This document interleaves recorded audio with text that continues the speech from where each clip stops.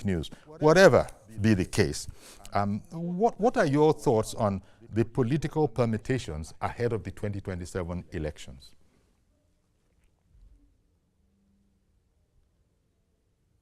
First of all, thank you for having me in your program. Well, 2027 is still very far and still very close.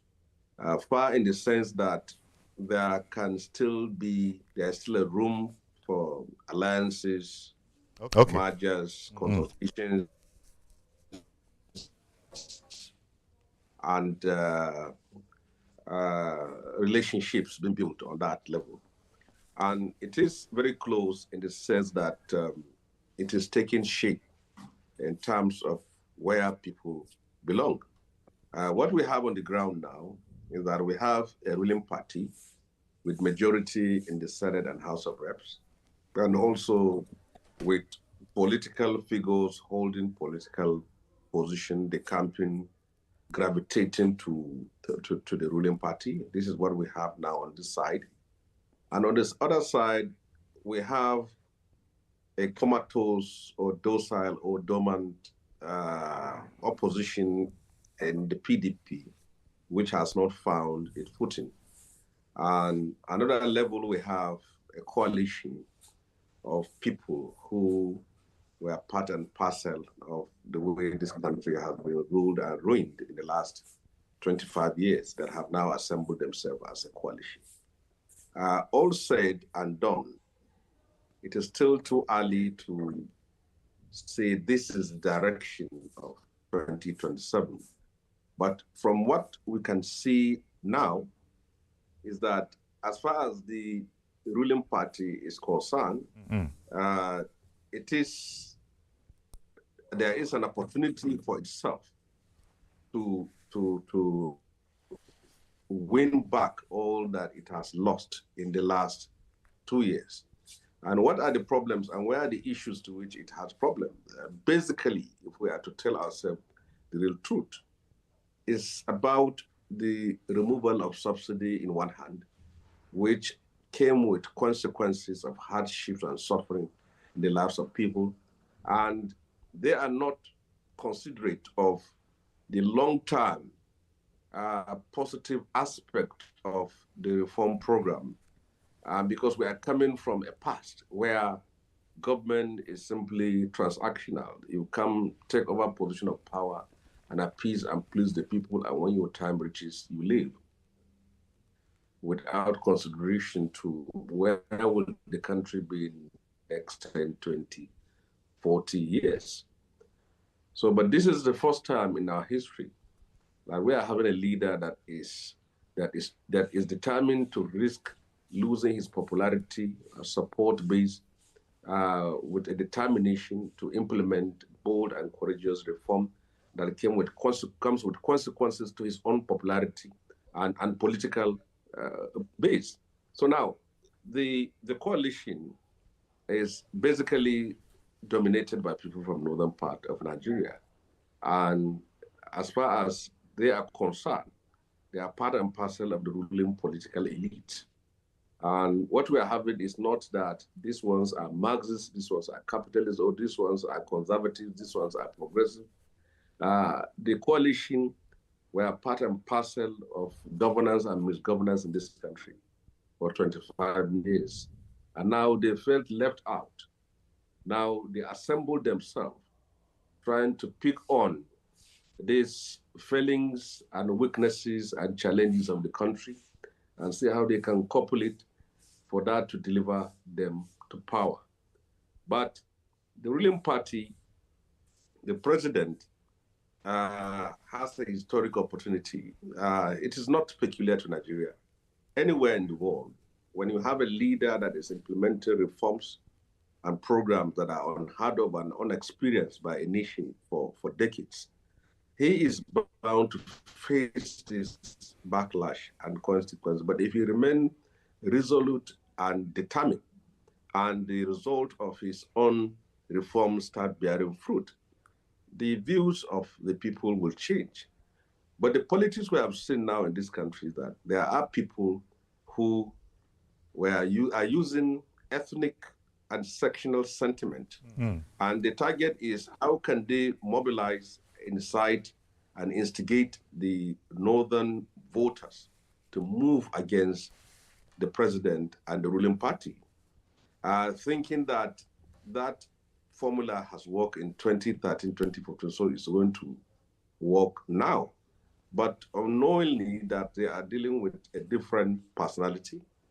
And that is one. Secondly, is that if we go on this level where people who were part and parcel of the structure of this country now come forward and present themselves as messiahs, as avant-gardes of liberation of freedom, because every time you hear them, they want to rescue Nigeria, they want to salvage Nigeria, they want to deliver Nigeria. And we have been through this mantra of deliverance, rescue, and saving Nigeria for 25 years, and this is where they landed us to. If you are looking for people who destroyed Nigeria in the 16 years of PDP, they are in the coalition. If you are looking for people who destroyed Nigeria in the 8 years of APC, they are in the coalition. If you are looking for people who were present in both the first and the second destruction, they are also in the coalition. So for Nigerians, the choice is for us. Either we go along with the reform program and see where it's going to deliver us to. And if it doesn't deliver, then certainly an opposition and resistance will start against the president, which is going to be nationwide. But if it delivers, that it means that is the right way we are to go. But that is the beauty of democracy. We need a credible opposition. We need an alternative opposition. But the people who today parade themselves as opposition in the coalition platform are not different from the ones you want to change. Nigeria's democracy is 25 years old. And then you have someone who was 8 years as a speaker, 8 years as a minister, 8 years as a governor. It means the whole of the 23 of the 25 years of democracy, he has been in office. And today he is saying that things are bad. And we have someone who has also been a governor for 8 years, a minister for 4 years, and head of parasector for 4 years. He's also saying things are bad. We have a chief of army staff who presided over the military of the country and couldn't able to save us from bandits in the northwest, terrorists in the northeast, and left Nigeria in the hands of criminal gang elements. He too is talking about insecurity in the country. Now, it's good for Nigerians. That's democracy. If you have an alternative forces of progressivism, of change, revolutionary forces who can deliver this country out of our neoliberal thinking and out of the political ruling elite who are already in power, it's good to go then. But you don't go back to those who destroyed this country and think they can do anything magical. They will normally deceive you with coming with a magic wand, with a miracle to perform or whatever. But whatever you see today as Nigeria's problem, the problems are already there in why they have assembled themselves as coalition. You can't be talking about the future while going back to the past. So to me, I think the 2027 is still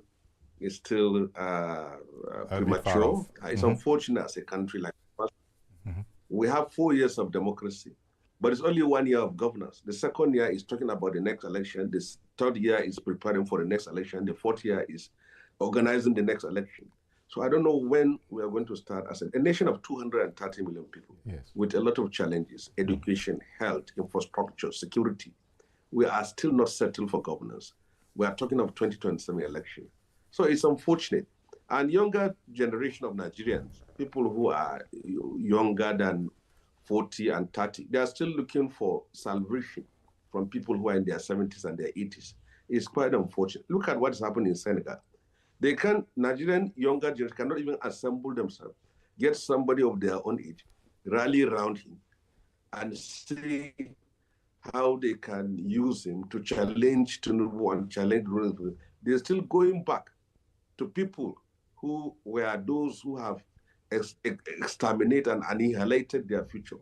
and thinking that they will lead them out of Egypt to the. If those are the people who will lead us out of Egypt, then it's better you stand with Pharaoh, because they are not taking us anywhere. That is my own little assessment on this matter. What do you make, Senator, of the what I will call the Kwankwaso phenomenon, by which I mean, there was much being made of the fact that he seemed to be on his way into the ruling party, the fact that the former chairman of the ruling party, maybe fortuitously, well, whatever, coincidentally, happened to be out of the way, and that was all thought to have been worked at. Now we're hearing that, at least I was reading the papers this morning, and, Kwankwaso was saying that my hands are full. We're receiving thousands of, entries from the APC, the ruling party, that kind of thing. So what do you make of all of this? And along the line, there are rumors that he spoke with the president, he didn't speak with the president. Quite frankly, we don't know where all of that is. So I wonder if you have any sense that you can make of the NNPP, the New Nigeria People's Party, joining the APC, and the role following the, I don't know if to call it outburst, but statement that he made. I was a bit divisive, but you know what I'm talking about. So what do you make of this political phenomenon, Kwankwaso? First of all, Kwankwaso is a political asset. He is not just an ordinary politician. He's one that commands respect and followership in Kano, which is one of the most important political bases in the whole of Nigeria, not just northern Nigeria. And he cannot be overlooked. Now he's a beautiful bride. The coalition wants him, the ruling party wants him, and the PDP wants him. We were in the 8th Senate together, and I know that he's a man who worked tirelessly to build his support base in Kano. He came from the progressive political wing of Nigeria's ruling elite, and I think it will be better for him to align himself with the present ruling party and then see how the equation can be done for the future of Nigeria and the northern region. No sensible politician will ignore the relevance, political relevance of Kwankwaso. I don't think he has a base in coalition, because the coalition will certainly present Atiku. There is no way anybody can defeat Atiku in any primary election. So Peter Obi in coalition is just wasting his time. He better go back to his Labour Party and build it. He cannot be chasing two rabbits at the same time. His own base has nothing to do. It's organic. It's with the younger people from the country, and he should go there and build his base. He cannot defeat Atiku in a primary election, and Kwankwaso cannot think of coming to the coalition also to lead.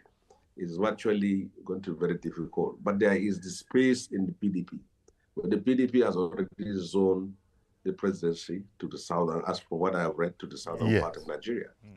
So to me, I believe that he should think about allying himself. But I was surprised when I saw that he came out and made a comment about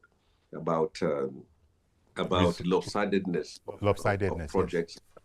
Yes, which of course I would like to comment on. Sure. But to me, nobody should ignore Kwankwaso. I would like to see, not even Kwankwaso, my wish, I would have loved to see Sule Lamido. I would love to see progressive revolutionary people who came from our own PRP, NEPU, socialist revolutionary culture in northern Nigeria. I want to see them align themselves and taking the possibility of taking over power in the future.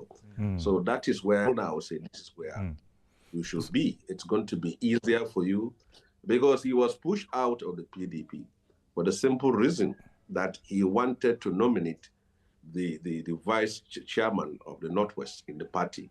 then they say good riddance that he can leave. And then he left. He built his base in Kano.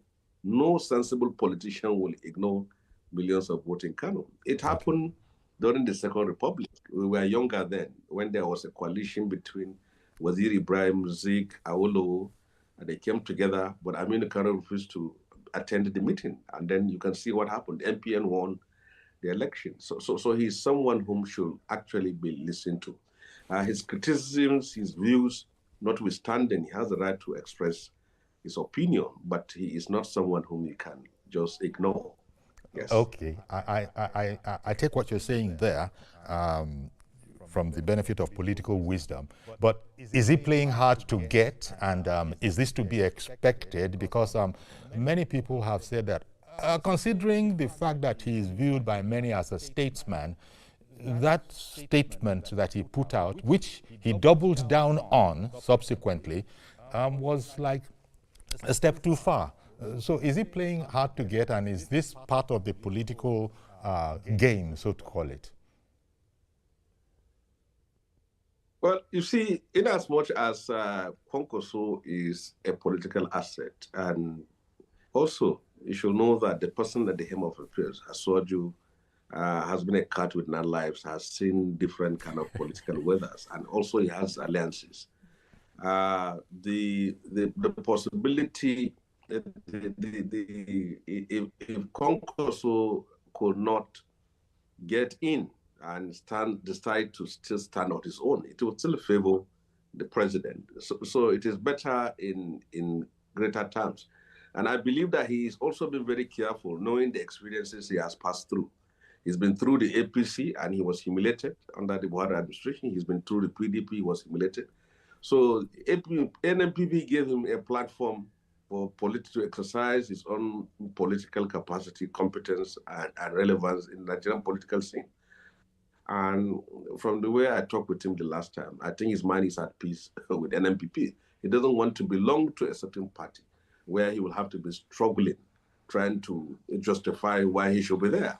Okay. And I think this is what's happening. Yes, but the statement which he made is also appealing to northern Nigeria. As a politician, I know that for me, that have been an activist and also a politician. As an activist, we say our mind, we say our hearts straight. But for a politician, when he speaks, you need an interpretation of what he said, whether what he said, he means it or he doesn't mean it. But to me, he is appealing to the northern audience, and he has done it. Yes. Well, yeah, he has done it, but, and as you said, he's a very important, he's an asset. And in fact, one can double that down and say an important asset that should not be overlooked. But the way he's playing now, considering that it is thought, unless the maxim that we hear that in politics there are no friends, no foes, only interests, considering that he's not unknown to Tinubu, Tinubu is not unknown to him, and this is like, quote-unquote, fighting talk that is, first of all, putting out there, and then doubling down on. But, you know, you sort of explained how it is. On the one hand, there are people who are saying that that is why we, from the north, voices from the north, some youth voices are saying that's why we expelled him from the party. I don't think those people can expel, the man from the party. But that's what's out there. So is it like people should just look away from all of that distraction as sort of noise, political noise, and just focus on how the principals will sort themselves out? Meaning that this one, we're being told that the meeting between President Tinubu and Alhaji Kwankwaso didn't happen, or it did happen. We should just wait for them to sort themselves out and then come back to us, and then we know exactly where we are. But they're playing this, both of them, very close to their chest. Let me tell you how things work from my little experience in politics. Sure. If you are an important person, a political force, and you want to join a party, whether it's ruling or opposition, there will certainly be opposition against your movement. There are forces within this administration that are opposed to, not Tinubu wants him to come back to APC.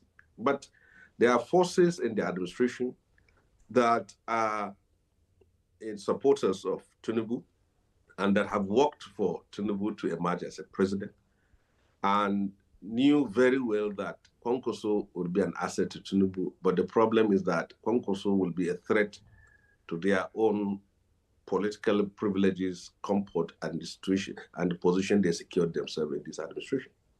So they will naturally have to be a stumbling block for him to join in.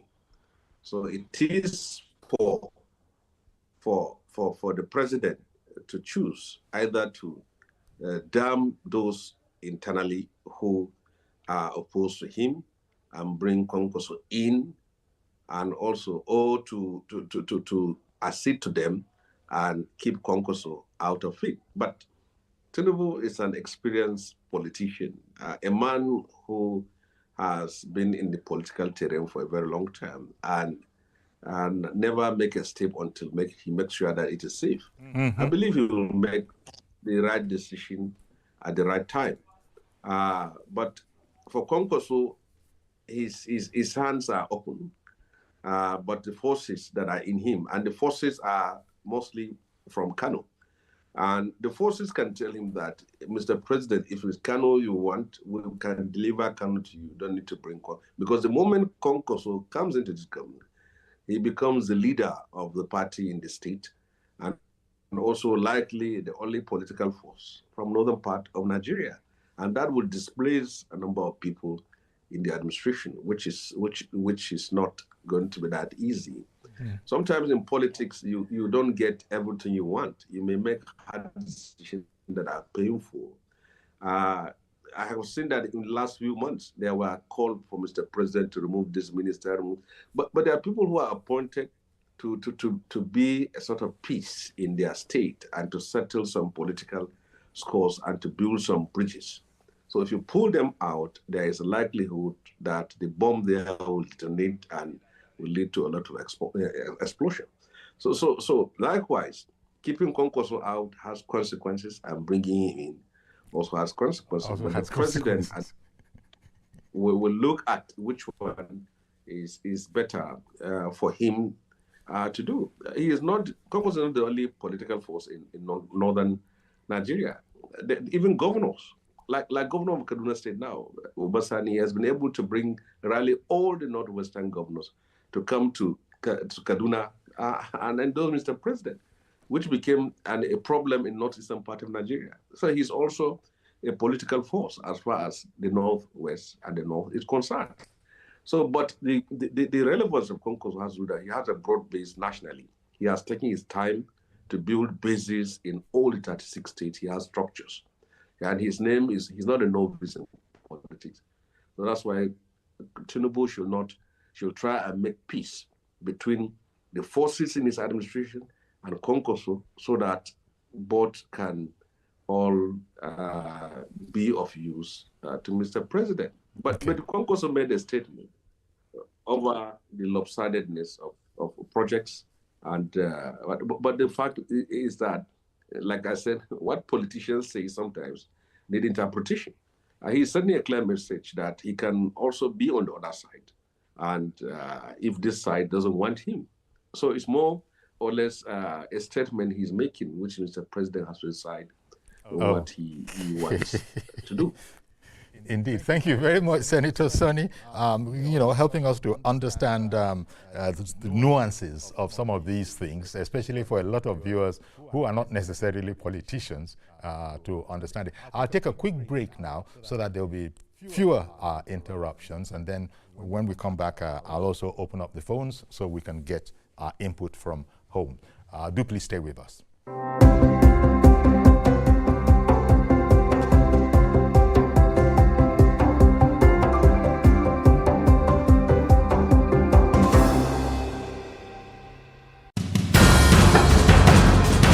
Information is power, information is security, information is knowledge. On Labor Lens, we believe that working people around the world have real questions of their own. They want to know how the world of work operates, what it means to the employer of labor, how policies affect workers in the workplace. On Labor Lens, I ensure we engage effectively the organized labor, organized private sector, and government to get out of them information workers are in need of. I am Sharon Ijason, asking questions that make you get sense of the workplace.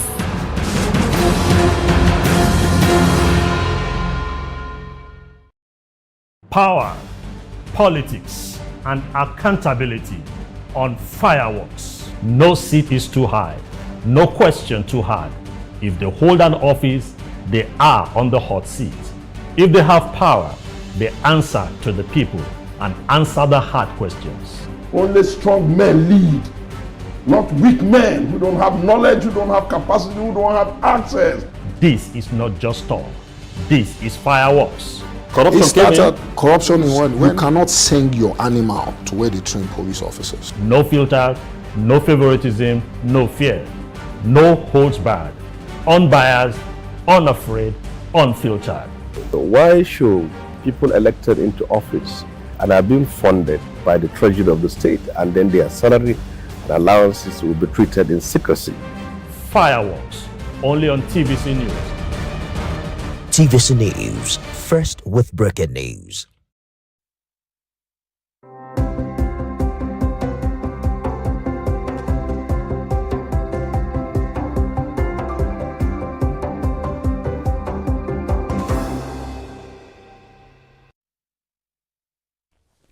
Okay, welcome back. Our guest is Senator Shehu Sani, author, human rights activist, and politician.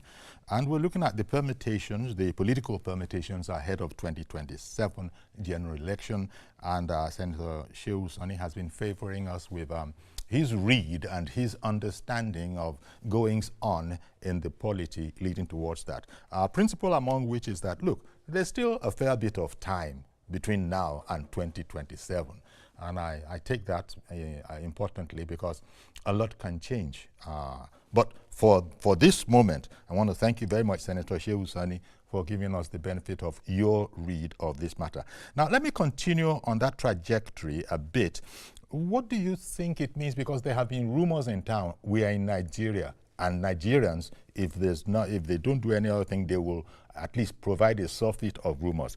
Why it is when the time comes, you've just said that we're a fair bit away from that election, but when the time comes, much has been made of the president choosing his running mate after he would have got the ticket.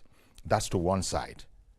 That is for people who are saying that they are afraid, they are suspecting that the president might not want to run with his current vice president, who was his running mate. Where they get that from, only the Lord knows, but it's out there. And that has led the president to say that, fear not, the time has not come. I will get the nomination first, and then I will choose a running mate. What do you think of all of that vis-a-vis the Kwankwaso idea of coming in to the party? Well, first of all, people don't vote for running mate. They vote for the president. And the running mate only adds value to the president. So to me, I have seen that the whole argument is centered around a personality. My own understanding of it is that whoever you pick as the running mate cannot tilt the balance or your election fortunes, as long as if you are a good person and you're accepted by the people and you have done well in office, you'll be re-elected into office. So it doesn't mean whoever is your... After all, Jonathan, running mate, is Namadi Sambo from Kaduna State. He lost election there. And Buhari has been picking running mates from the southeastern part of Nigeria. And he never gets their vote all the time which he has been there. And at a certain time, even Buhari picked someone from the southwest as a running mate. He couldn't get the vote. So it's about the person who is there. If President Tinubu performed well and people start seeing, they would vote for him. The president is the leader, is the chief security officer of the country, is the one who's boxed up on his table.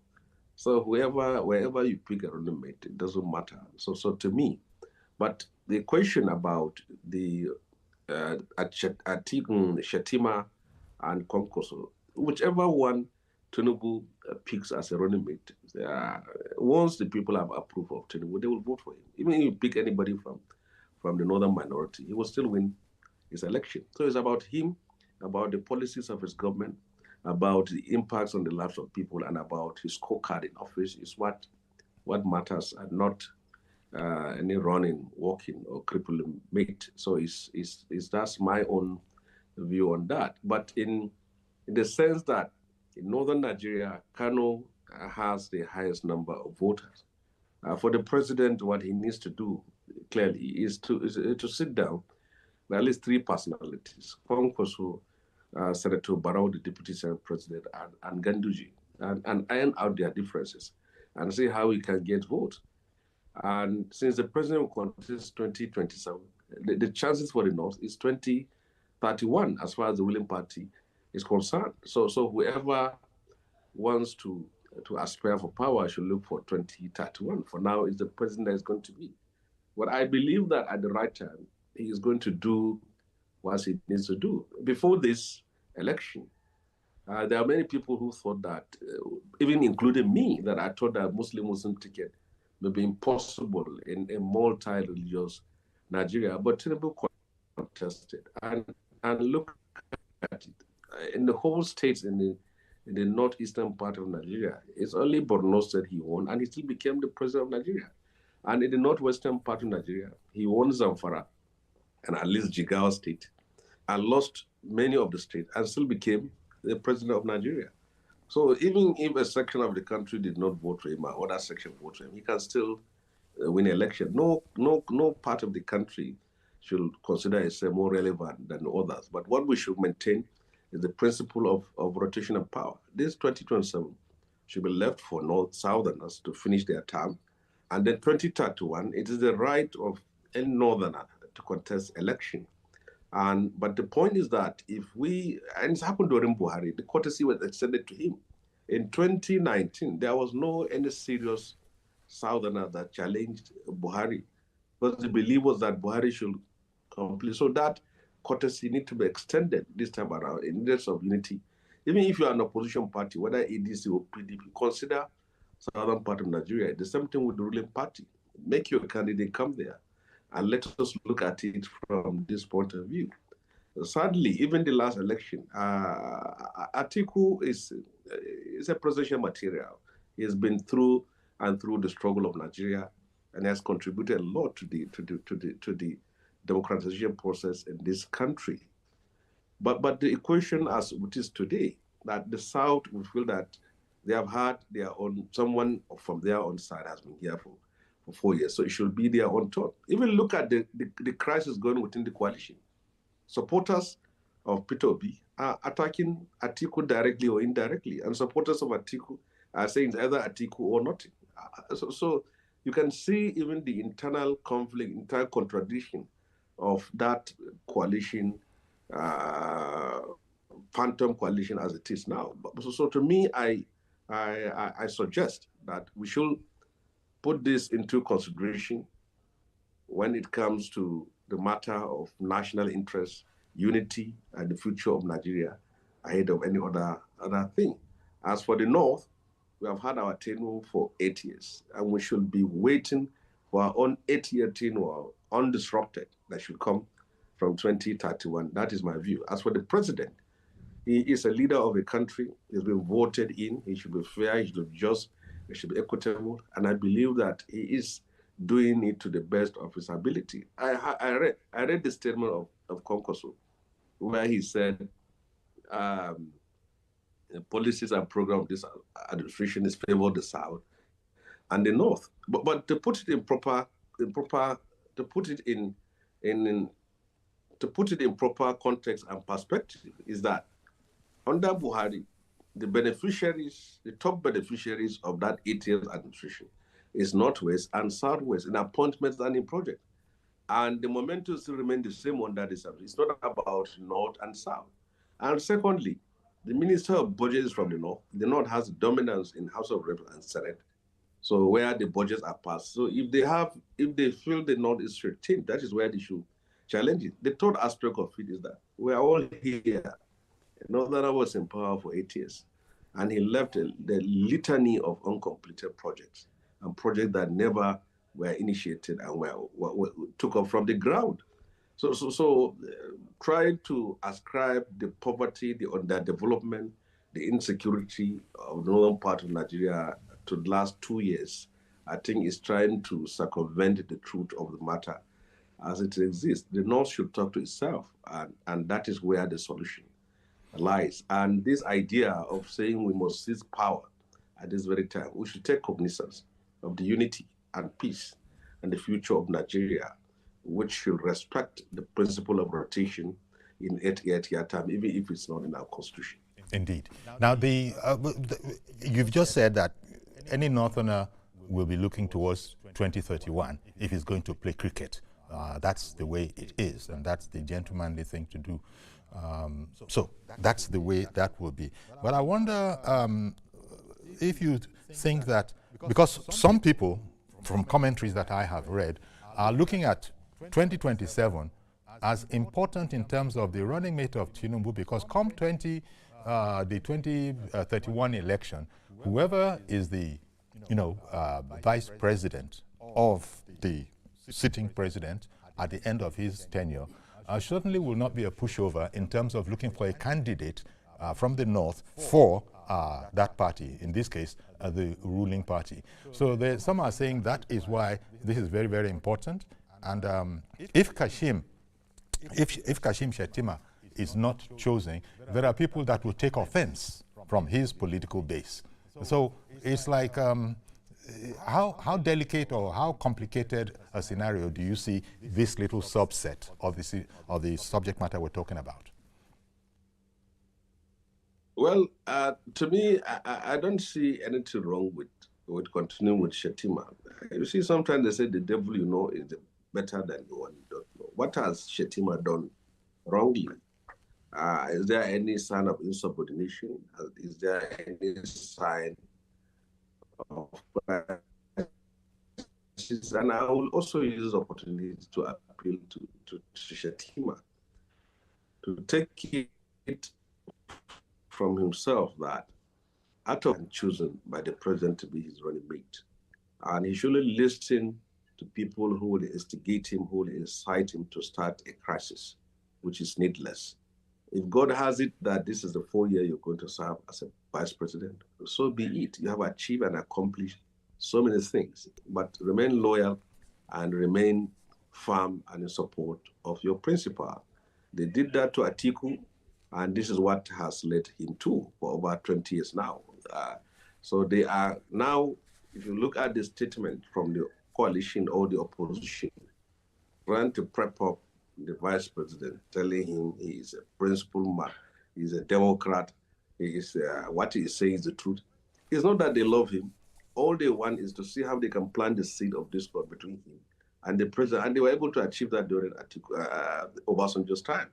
And it's not good for the polity of this country. And to the president, Shettima has been a loyal person, and he's an intellectual who is performing incredibly well and representing. And the fact that he comes from the Kanuri ethnic tribe, where my mother comes from, does not make him less of any northerner in the part of the country. He should go with the devil he knows. Trying to fish someone who will bring more fishes to him can lead him to a lot of crisis. That is my own view. That doesn't stop him as a president from doing what he wants to do. But I will give that suggestion. But if it comes to the point that you have to pick another vice president, Kwankwaso is not only than I am or than any other person in northwest part of the country is. So he should also look at that. And it is for us to think that the country should matter most to us. And the future, the peace, the stability, is what should matter most to us. As for the North, what should matter most to us is what we can get most from this administration in terms of addressing our challenges before our time comes to produce a president for this country.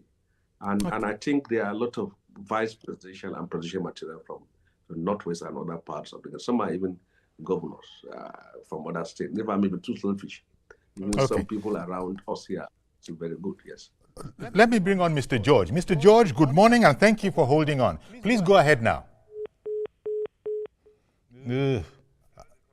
I think we kept Mr. George waiting too long. And so apologies, Mr. George, but I did want the senator to land with his thought before coming to you.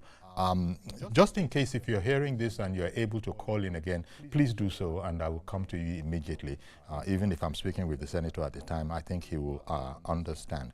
Okay, so I do, I appreciate what you've explained as your read of this particular situation. And it's interesting what you said last about the selflessness that should be brought to bear on this. I remember I was listening to, at the beginning of this whole ADC, it is the ADC coalition. The former governor of Kaduna State was saying exactly what you are saying, that look, we should be selfless. Even me myself, I have no ambition. I don't have to be in it. But the thing is, from their point of view, people should just be selfless and let the system throw up whoever it will throw up so that they can get rid of President Bola Ahmed Tinubu. That was the homily that he was putting out at that time. So here we are. They are saying that that is the way it is. But I want to take one thing that you have said, which is that Atiku is in there. And nobody can come up with any idea that will say that, Elder Atiku, please, just to one side, step aside for the moment while we go with this. I don't think it's going to happen. Well, you see, if the whole aim of the coalition has been pronounced by the former governor of Kaduna State is to remove Tinubu, then they are useless. They are useless because I thought when you are going to, when you are in opposition, you have an alternative to governance from what it is. You have programs on education, on health, on security, on so many things that you felt this government is doing wrongly, and you have the template of how you can do it better. But they don't have their own animosity and hatred is that Tinubu refused to carry them along. And what does that person has to say? He's been with Buhari for 8 years, and he was a governor for 8 years. And Tinubu lost 3 senatorial, lost 9 members of House of Reps. So what authority does he have to even say he wants to remove Tinubu? And let's be very, very good online comment and see. As far as the coalition is concerned, as long as they have that kind of personality in the hem of affairs, they should be rest assured that they have lost the votes of northern minorities in the north. And for the majority in the north, they are also unforgiving of his track record in office. So the people who want to salvage Nigeria, who wants to rescue Nigeria, who wants to change Nigeria, these are the same personality who would destroy this country and lead us to where we are today. They don't have anything new to do. Check them. They are all about they are all about World Bank. They are all about getting federal allocation and implementing projects here and there and helping themselves and their families. So there is nothing new they are going to do. So any person who is looking for salvation and rescue from the same people who have been in the hem of affairs for the last 25 to 30 years is unfortunate. The ones I even pity is younger people. You see, I was a student in Government Science College, Kagara, Niger State. And when my elder brother, David Mark, was the governor of that state, we used to line up on the street with our flag to wave him each time he is passing. Now, brother David Mark or our uncle David Mark is now trying to rescue Nigeria. And then you look at it, the governor of Kaduna said, you are a minister for 4 years, DG for 4 years, governor for 8 years. You have not performed the wonders and miracles that will rescue, that will save, that will liberate, that will deliver Nigeria. It's now that you're out of government, you think of doing that. There's something with other personalities within that coalition level. It's sad that this is where we're heading to. So I suggest very well that the president should simply go ahead with his reforms, build alliances, talk to those people whom your people close you don't want you to talk to, reach out, build bridges, complete your program, and safely, when you are done 2031, hand over power to the northern part of Nigeria. Okay, one moment, Senator. I beg your pardon for interrupting you, but I wanted to bring on Okoroafo, calling in from Arochukwu. Good morning, Mazi. Mazi, can you hear me? We're fast running out of time. Good morning, Sayuri. Yes, good morning. Go ahead, please. Good morning. Good morning, we can hear you. Please go ahead. Good morning again.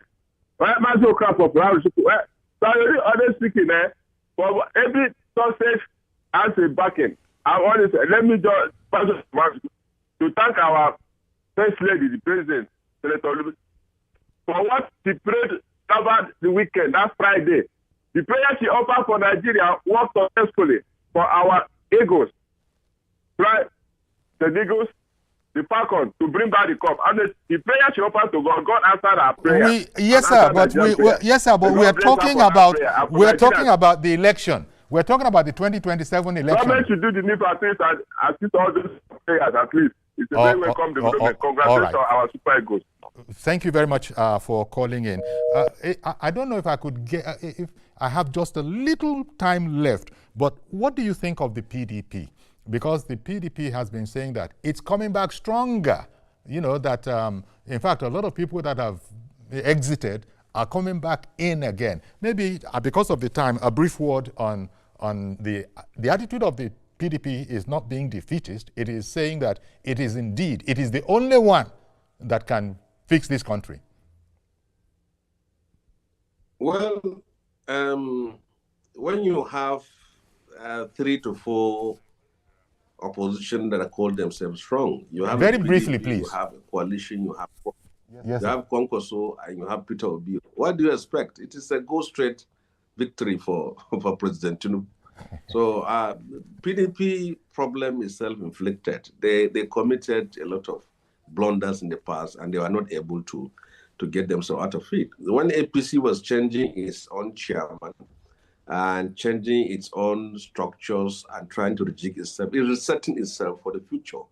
And people are making sacrifices in the ruling party. But the opposition, people are not ready to make sacrifices. It's either them or nothing. The former governor of Kano State, Kwankwaso, Kanduchi, was the chairman of AP. He stepped down and is now chairman of FAN in the interest of the party. They in the opposition are not prepared to do that. Okay. It's either them or nothing. So we've completely run out of time, Senator. I beg your pardon, Senator. I get your drift, and we've completely run out of time. But as always, I must thank you very much for coming on the program and giving us the benefit of your erudite assessment of the political permutations ahead of 2027. Thank you very much. Okay, so that's where we're going to have to leave it. Do please join us tomorrow for a fresh edition. I am Iyori Folani. Bye-bye for now.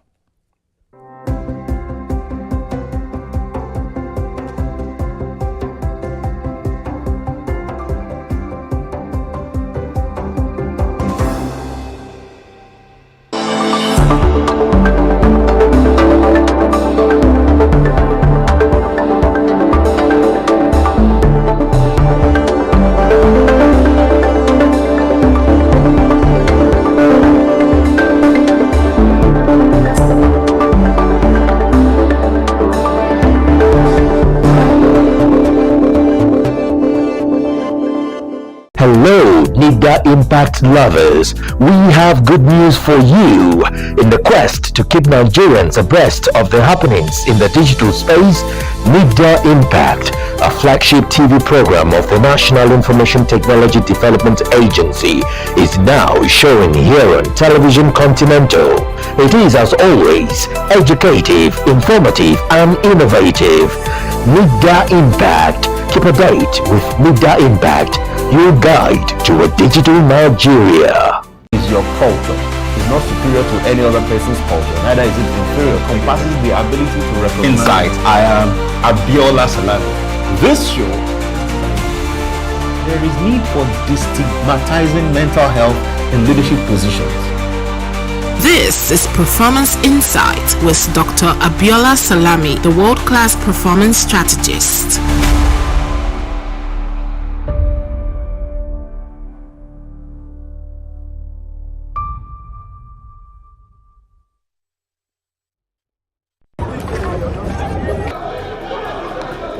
Every second, every minute, every hour, and every day, time doesn't just tick away. It counts down to political decisions that shape our world. This country must move. Imagine the impact these decisions have on our lives. Some are consequential, others may leave us intrigued or baffled. You will have no better friend and partner than Nigeria. Step in and feel the frenzy like never before. Join me every weekday for an hour of fact-finding interviews where questions cut to the core.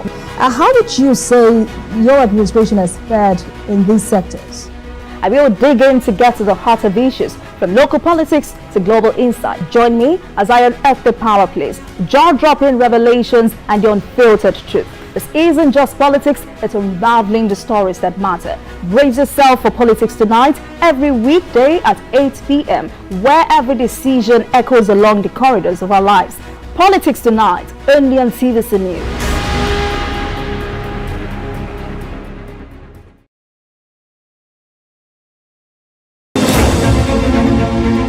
Meet Benga Oreshegun, a fearless voice and an advocate for the truth. He's bringing fresh energy and bold insights to journalists' Hangout. Get ready for deeper analysis and dynamic perspectives. Join me and Babajide Kolade Otitoju with other veteran journalists on Journalists Hangout. Weekdays from 5 p.m. and on Sundays 1:30 p.m.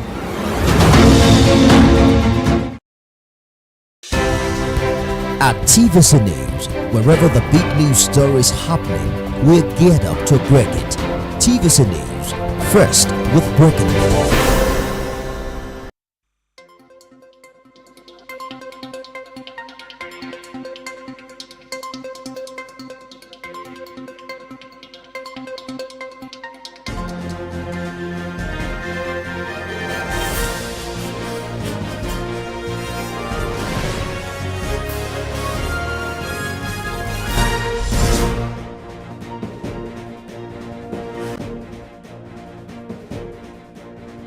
Hello and thank you for joining us on TVC Midday News.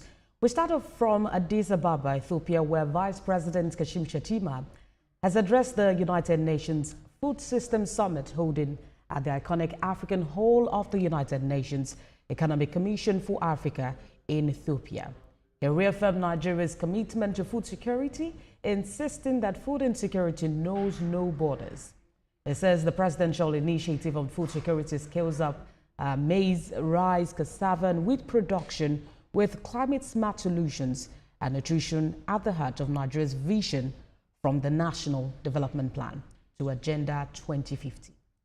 He also disclosed that Nigeria is making food and nutrition central, and the Nutrition 774 initiative brings the SDGs to all 774 dignitaries, turning pledges into meals. Nigeria's VP also told global leaders that the fourth industrial revolution is transforming Nigerian agriculture using AI, geospatial analytics, and satellite-driven climate intelligence, which is boosting production, transparency, and market access while reducing waste. Since 2021, when we unveiled our National Food Systems Transformation Pathway, Nigeria has journeyed with a clear compass. We have pursued institutional reforms with vigor. We have rolled out targeted investments in infrastructure and human capacity. We have deepened partnerships across sectors and prioritized agro-industrialization as a key driver of inclusive growth. Our declaration of a national emergency on food security was not a cry of alarm. It's the reason we are advancing the presidential initiative on food security, a mission designed to upscale the cultivation of vital staples. That protocol. I actually didn't know I was going to give a goodwill message here, but all the same, I want to say I have 2 minutes anyways. I'm Nifemi Oguntoye, news anchor with TVC News. My day is usually busy and it's difficult keeping up with breaking news stories, trending stories, business news, stock exchange and what have you. But states like Taraba, Adamawa, Kebbi, Borno, Yobe, Gombe State, Bauchi, Sokoto and Kaduna State will experience thunderstorms with rains.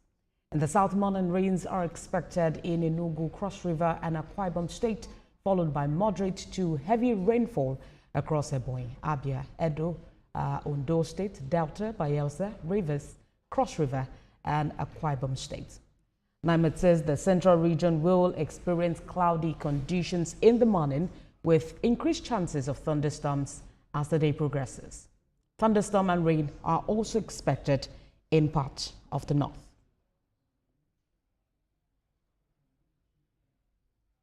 In a related development, a devastating flood has swept through part of Yola South in Adamawa State, leaving behind a trail of destruction, submerging homes, property destroyed and loss of lives. The affected communities include Yode Pate, Sabonpegi and Chagari in Yola South local government areas. Rescue officials were on hand to assist affected residents to safety. Our reporter Jesse Dana tells us more. It's an early morning downpour in the city of Yola. What began as a typical rainy morning turned into devastation for residents of Yolde Party, Sabonpegi and Shagari communities in Yola South local government area of Adamawa State. The heavy rains lasted several hours, overwhelming drainage systems, submerging houses and displacing residents. Since we have been mopping inside the room, even in my parlor and my bedroom, the water is up to this level. So since around 2-3 a.m. this morning, we have been struggling for that. So we are still packing the waters inside the house out now. This place has just been worked upon. It's not even long. The government, the state governor, Governor Fintri, did something here. There's this Chinese company up there in the hills that did one particular small dam like this now to do their own work. The embankment they did now is not as strong as could contain the water that is supposed to be sitting there. So at the end of the day, this is the result of it now. Emergency response teams were deployed early, navigating the flooded terrains, pulling victims to safety and offering temporary shelter for the most vulnerable.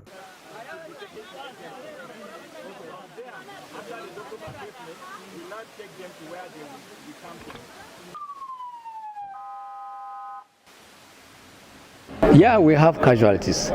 And initially, when we went to the hospital with the deputy governor, we are made to understand that about 42 are receiving treatment at the Federal Medical Center, and that 2 are confirmed death. In response to the disaster, the Deputy Governor of Adamawa, Professor Kaletapo George Ferrota, paid a visit to the affected areas for an on-the-spot assessment where she assured the residents of government intervention. People who built on the waterways, especially where this particular flood took place, there was a warning given to them. The Commissioner of Environment is here. We came together to ensure that people were evacuated, but some of them went behind to still stay in those houses. But the government will not relent in its effort to ensure that citizens are safe. It is our duty to ensure the safety and security of our citizens, so we'll still go back and do what government should do, which is why we're here today. As residents like Ugochukwu and Kubi Anthony count their losses, government at all levels are promising to intensify effort to prevent future occurrence. JC Daniel, TVC News, Yola. And at the top of the hour, we're speaking with our reporter in Adamawa State to give us an update on that flooding situation in Adamawa. There's an update in the tragic boat mishap that occurred in Jine village along the Zumba Road in Shiroro local government area of Niger State. Authorities have now confirmed that 39 passengers were on board the ill-fated boat. Out of this number, 26 people were rescued while 13 bodies have been recovered and laid to rest. The Niger State Emergency Management Agency reports that the deceased includes 8 women, 3 men and 2 children. Certain rescue operations have now ended, and the agency is urging residents and boat operators to prioritize safety and avoid overcrowding.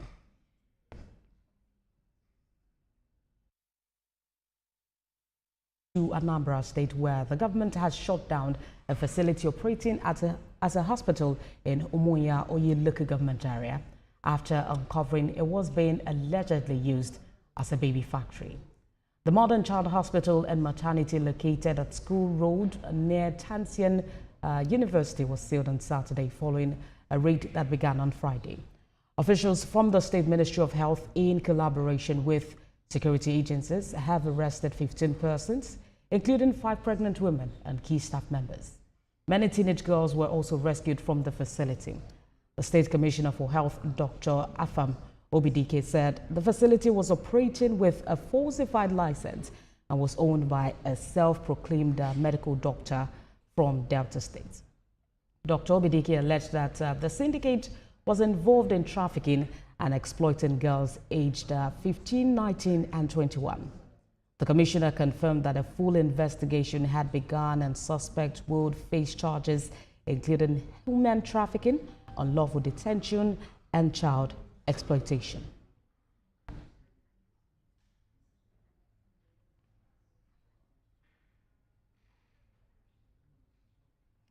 Executive Director, Integrated Anti-Human Trafficking and Community Development Initiative, Hope Okoye, joins me to give us an update on that situation in Anambra. Good to have you join us on the news.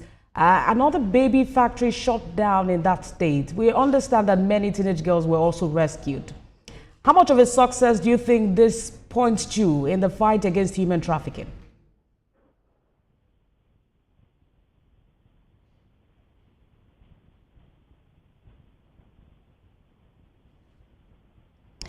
I'm hoping you can hear me. I am asking you about how much of a fight this recent shutdown of a baby factory in Anambra State indicates in terms of success and progress in the fight against human trafficking.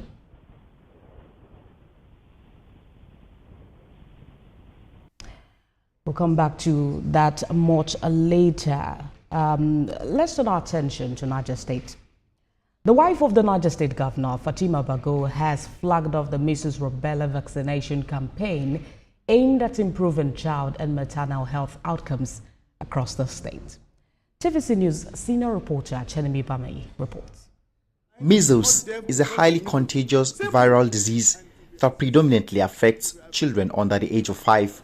While it is preventable through vaccination, Nigeria remains one of 45 countries responsible for 94% of measles-related deaths globally.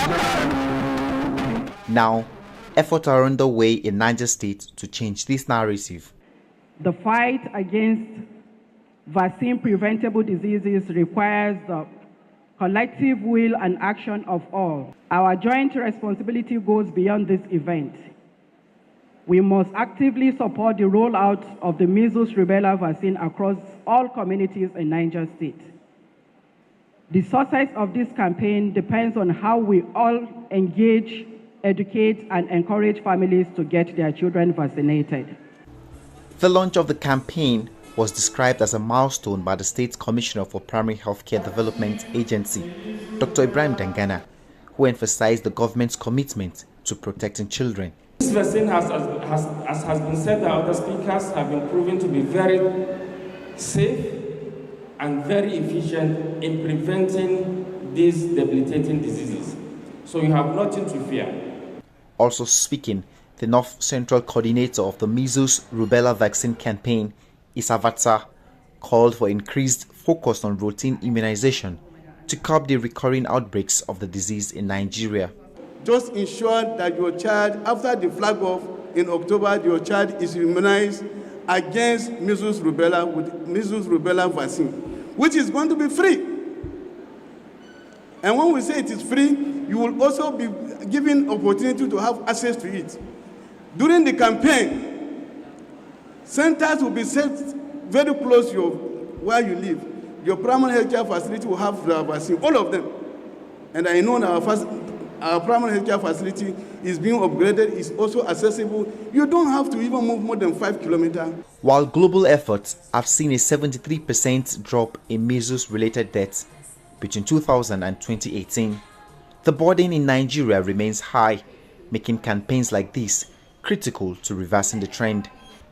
Cheneme Bameyi, TVC News, Mina. Let's turn attention back to Anambra State, where the government has recently shut down a facility allegedly used as a baby factory. I'm joined once again by the Executive Director, Integrated Anti-Human Trafficking and Community Development Initiative, Hope Okoye. Thank you for joining us on the news. There's many teenage girls rescued from this facility. How much of a success does this point to in the fight against human trafficking?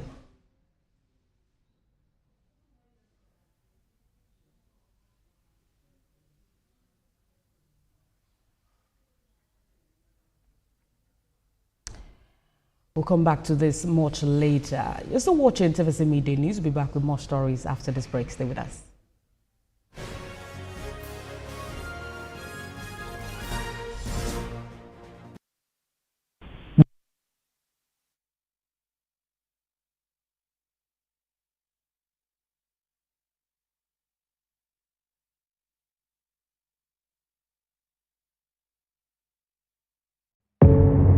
Doubt and fear doesn't occur at the canvas, it shows in the canvas.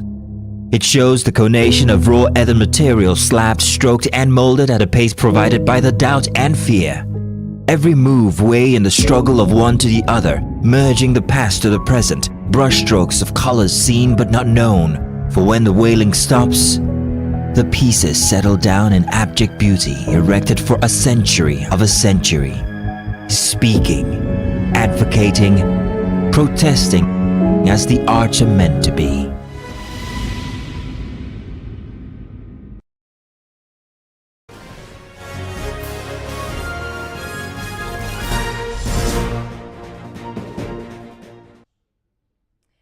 Thank you for staying with us on the news. The Social Democratic Party has officially denounced and excommunicated the former governor of Kaduna State, Nasir El-Rufai, from the party, banning him from all party activities and membership right for 30 years.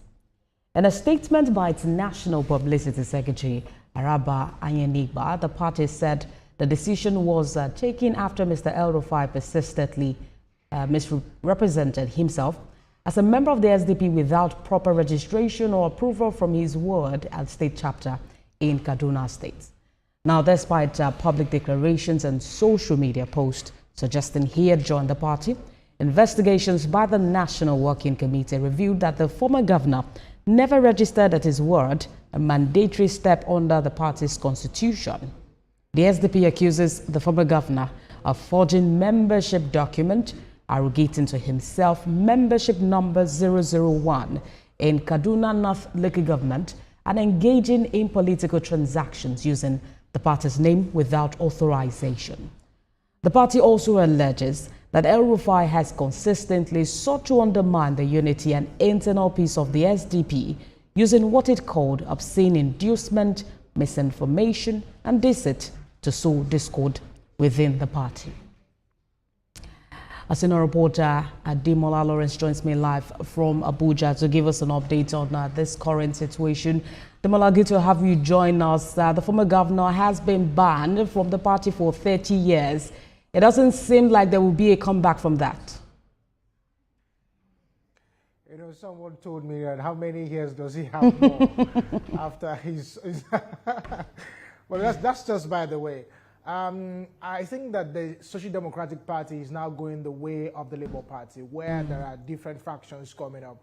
Just on Friday, if you remember vividly, I also reported that another faction of the party actually actually suspended the National Working Committee led by Shehu Gabam, who is, of course, the national chairman of the party, and produced Adamu Modibo as the new chairman, who was, of course, the chairman of Gombe, now the national chairman, acting national chairman of the party, towards their convention that is coming up. But all of this is just in a wake of when the former governor of Kaduna State, Nasir El-Rufai, joined the party in March 2025.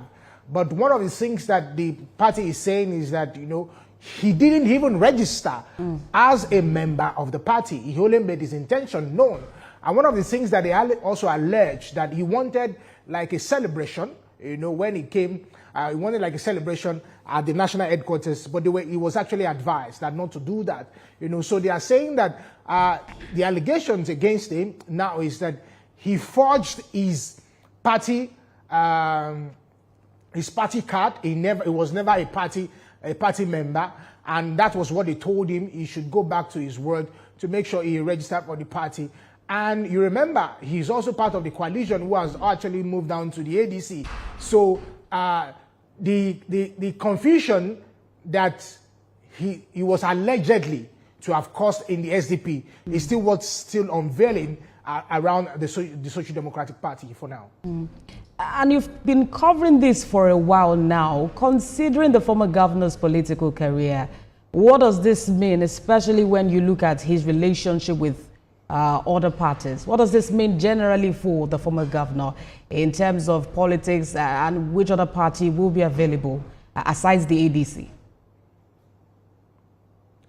So, to put it in proper context, I think that once anybody who is in the political space here, Nasir El-Rufai is synonymous to, controversy. That's what it means. So he's used to it. You remember when he left PDP in 2007 and he wanted to contest. I remember when he contested in 2014, going to the APC. There was so much controversy. Remember when he wanted to get his re-election, there was also so much controversy. After the 2023 election, there was so much controversy. So you know the character involved, the individual involved, has so many controversy around him. And I think that most of these politicians nowadays, they actually thrive on controversies, if you ask me. Nasir El-Rufai has been known for this. Okay. Is this going to dent his image as a politician?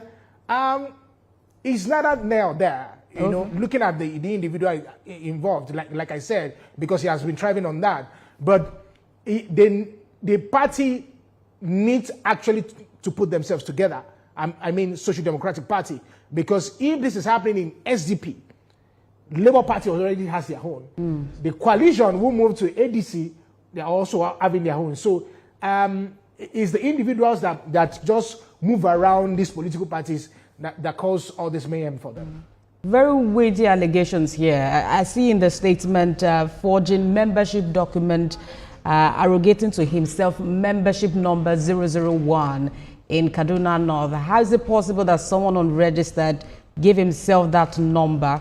But I'm sure the public would like to see that, evidences of those documents to, allude to their claim. That's a fine place to leave the conversation for now. Demola, thank you for talking to us.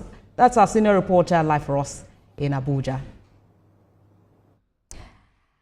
Leaders of the All Progressives Congress in Ethiopia East local government area of Delta State have endorsed President Bola Tinubu and Governor Sheriff Oberowori as the party's unopposed candidate for the 2027 presidential and governorship election.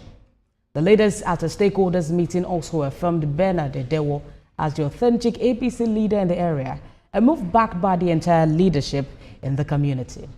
Ethiopia East APC Chairman Julius Okporo and other key figures cited President Tinubu's economic reforms and Governor Oberowori's infrastructure drive as the reasons for the endorsement.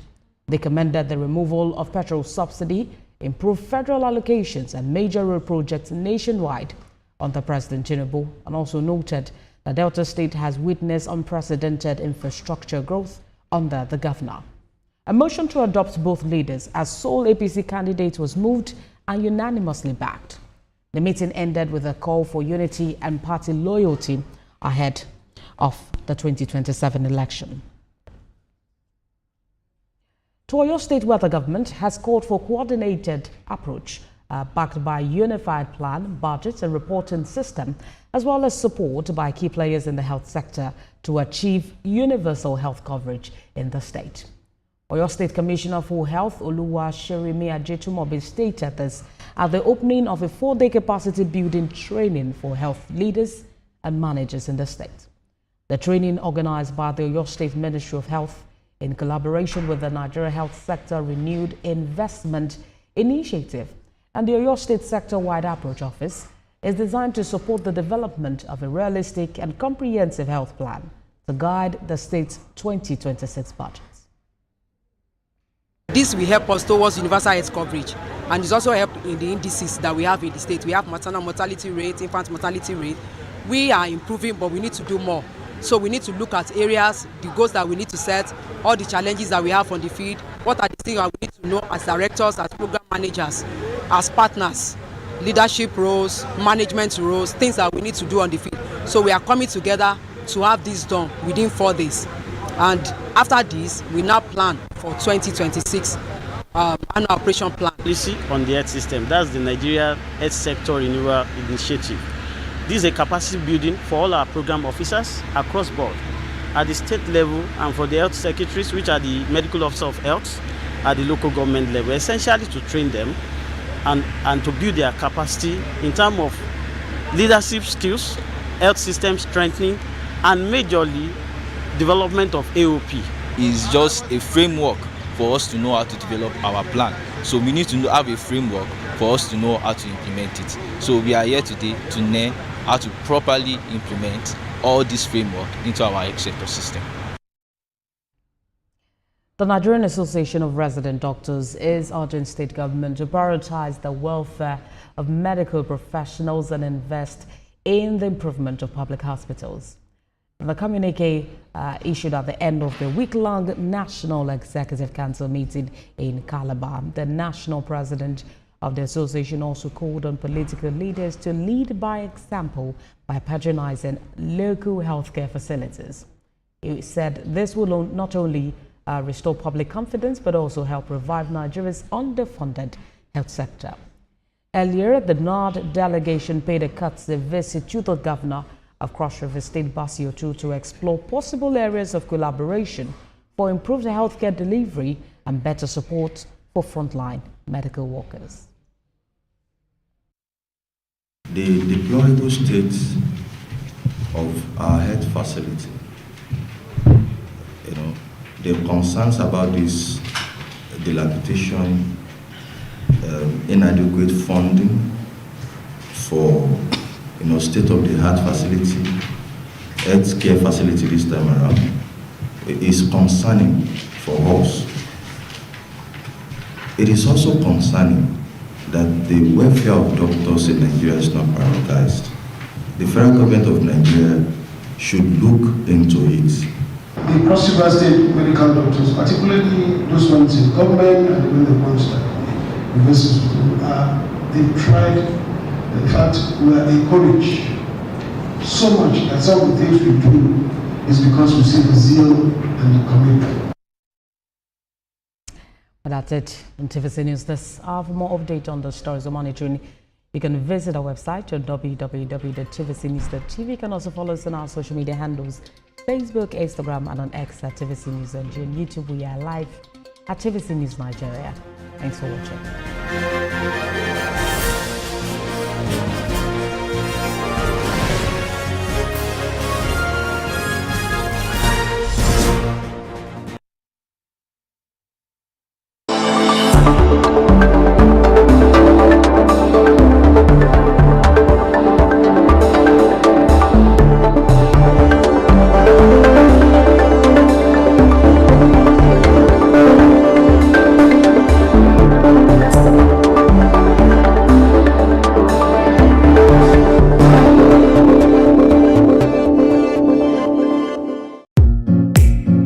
In a world where news never sleeps, we're taking a giant leap into the future.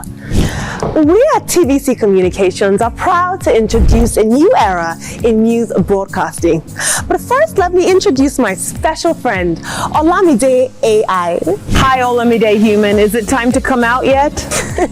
Yes, indeed it is. And you can bring your friends along. Meet our new AI anchors, speaking your language and sharing your stories. From English, good day. These are the news headlines to Pidgin. Better country people, on a good evening. Yoruba, Ekaro, Ekodede Asikoyi, Shidadalabayi, Igbo, Ndewo, Auto Innovation, Ahambu Obada Samson Ejiro, and Hausa. Mutane na sanar da zuwa, sunana Raki Abdulkarim kuma kana kallon TVC News. We are bringing the news closer to you, faster, smarter, and always reliable. And together, we are shaping the future of news for every Nigerian, everywhere. Innovation, connection, and trust. The future of news is here. TVC News, first with breaking news. And now first in Nigeria with AI news anchors.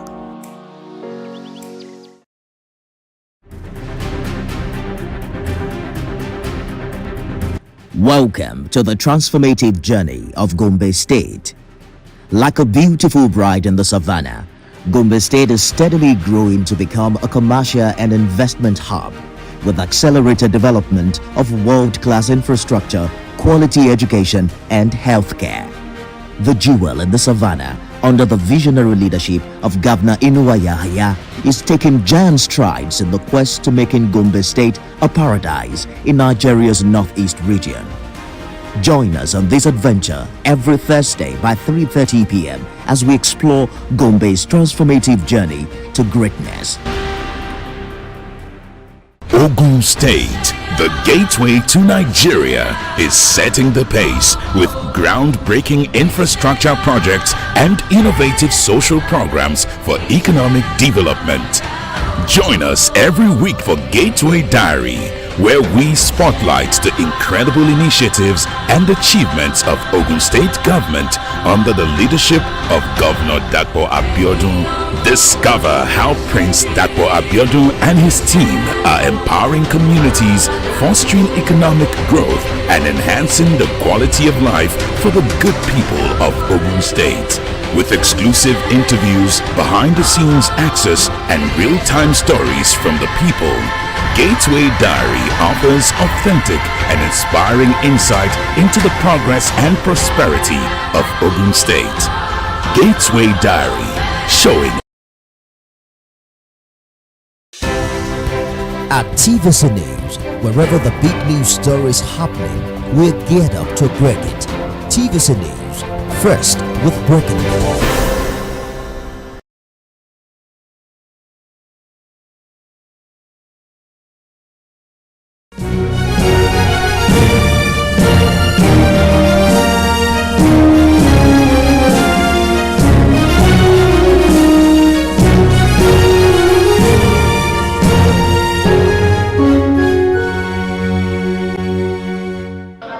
Welcome to Labor Lens. I am Sharon Ijason. On this week edition of the program, we'll be focusing on the need for workers to upskill and reskill. We also have news stories for you. We will be right back.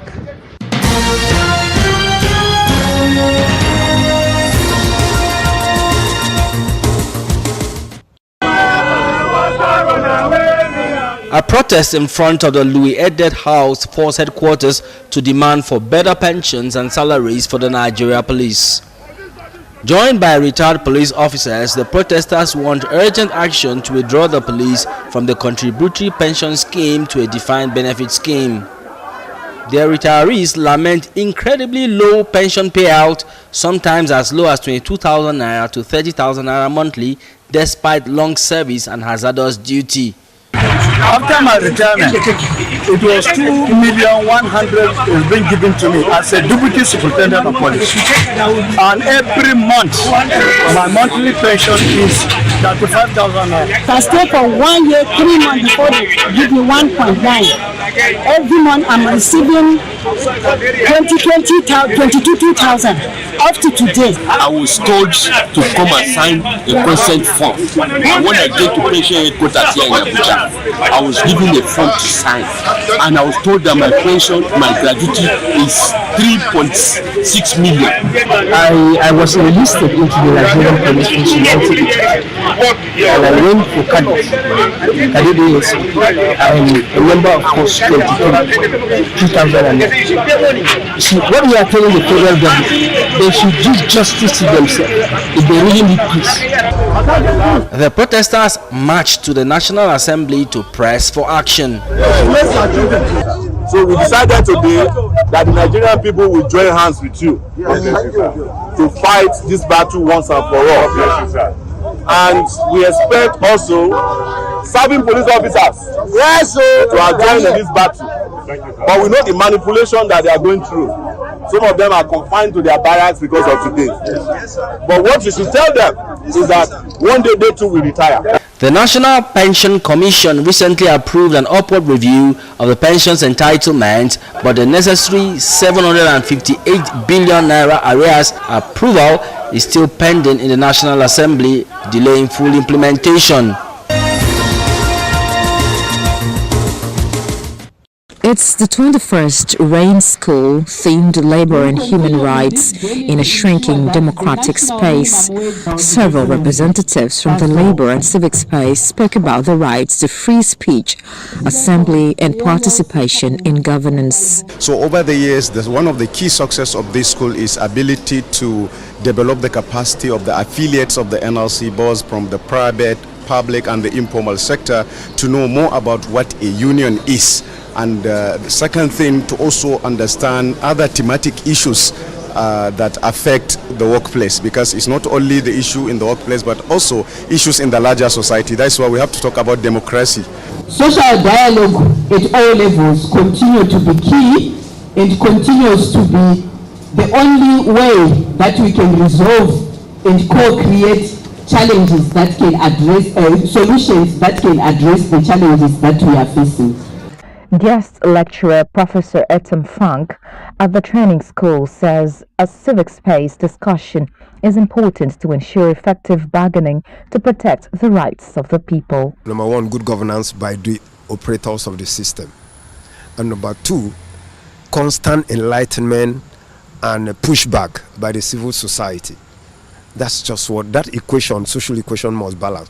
Then, of course, trade union, where our hope lies, must be assisted to continue to push them. The ordinary man on the street is struggling to make ends meet. There's so much poverty in the system.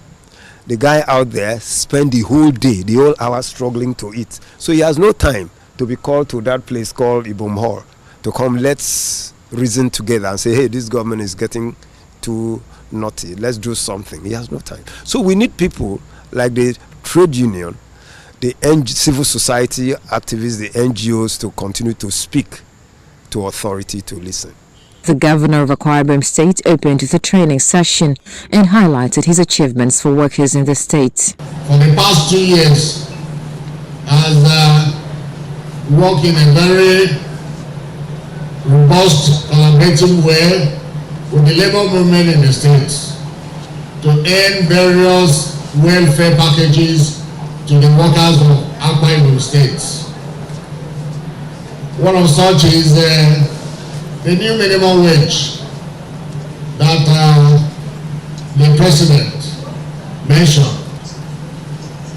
Akwa Ibom State government is paying its workers a minimum wage of 80,000 naira, which is above the national benchmark. It was concluded at the event that a shrinking democratic space poses a threat to workers, to the masses and to the nation.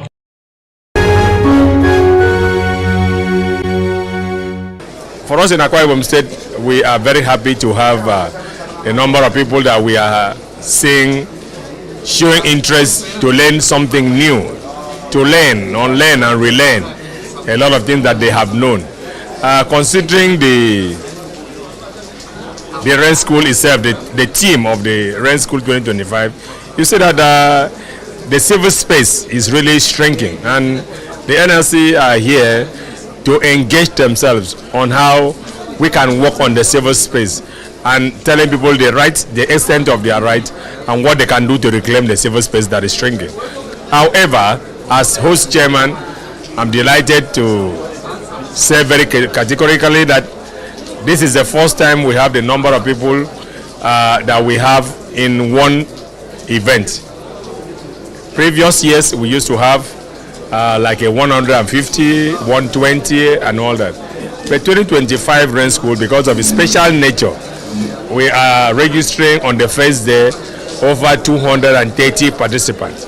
And therefore, all of us are happy that the labor leaders are beginning to learn the acts of leadership, and true leadership indeed. So I'm very, very grateful. The truth is that when you look at the 2025 Rain School of the Nigeria Labour Congress, which we have termed the 21st Rain School, and under the theme Labour and Human Rights in a shrinking democratic space.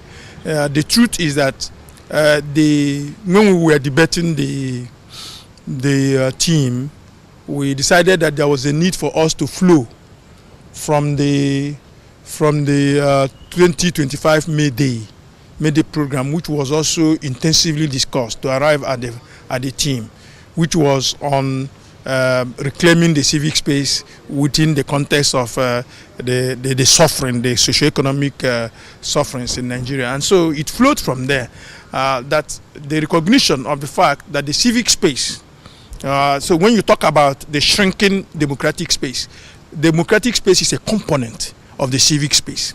And so if you look at that, you find out that under that narrow heading, you find out that the only way, that you can hold leadership or governance or those, in public offices accountable is by using the civic space. And if the civic space is no longer as robust as it ought to be, then holding governance accountable becomes problematic. On the profile interview segment this week, I'll be speaking with the president of the Nigerian Labour Congress. It tells me why it's important for Nigerians to upskill and reskill in a digital era, and also spoke about the shrinking civic space. It's good to have you on the program. Thank you very much. It's been a long time we've had a conversation. Yeah, exigencies of duty. Okay, it's the 21st Rain School here in Akwa Ibom, and can you tell us why is it important for training and retraining at this time, and how has NLC been able to sustain this for 2 decades? Well, thank you very much. If you think education is expensive, you try ignorance. I think one author, probably Achebe, wrote it. For us to sustain the workers, for us to sustain the labor movement, we must at all times train our people, and therefore the concept of training and retraining, upskilling,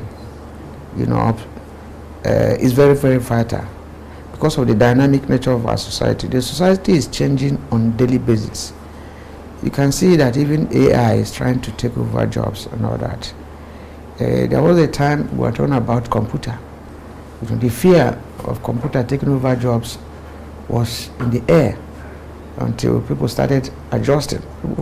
Most of our members who are using typewriter, started transiting through constant training and retraining.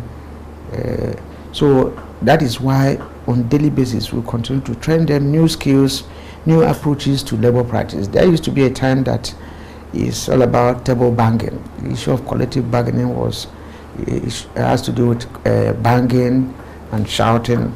But this day, as of today, I can tell you that those on the other side cannot even match the skill of the people on this side. So we need to, continuously train them so that we can meet up with the time.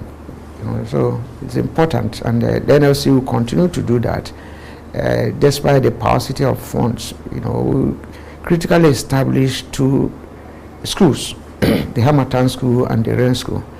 What is happening here is a rain school, and probably between October or August or September we do the Hamatan school. So those two schools are critical, and people, if you have not passed through these schools, you won't say you have started in the trade union movement. So it is a way of impacting on them or reawakening their class consciousness. It's a way of looking at the day and way. You can't run a trade union movement by being right.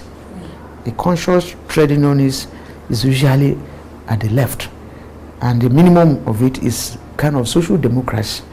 But you must understand the concept, especially the concept that goes with the market, privatization, liberalization.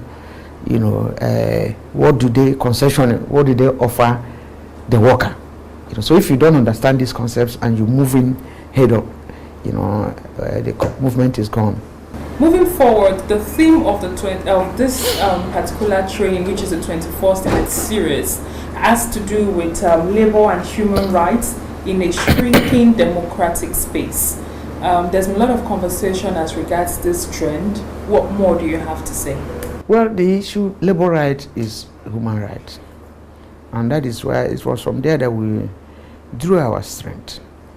It's like when people try to outlaw the issue of strike in some areas. The issue of strike, we must understand it from what it is. It has to do with the right to work and the right to say, I will not work. It's a fundamental right.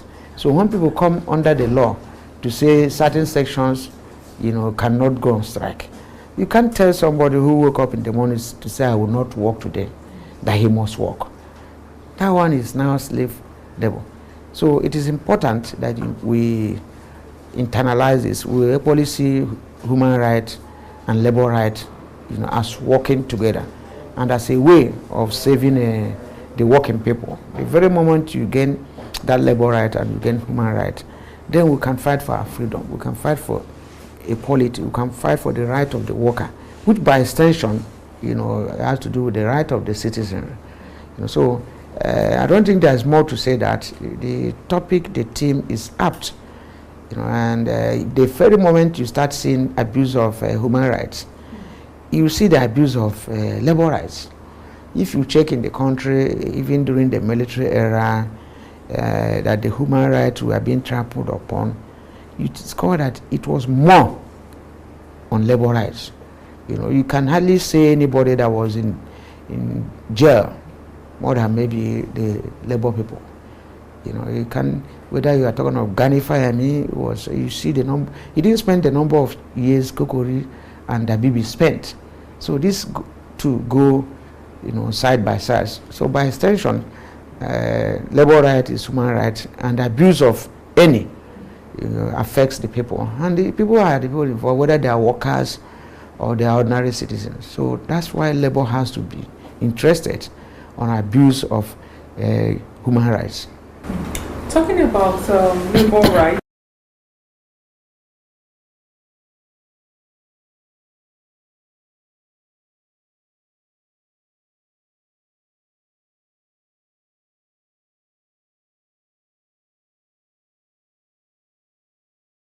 having a free and active civic space that is free and not victimized is an illusion. There has never been a time the civic space is free and active. It is fought for. From colonial days to this moment, whether military or civilian.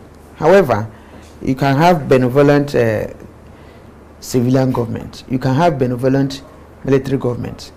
But in all instances, the civic space cannot be open.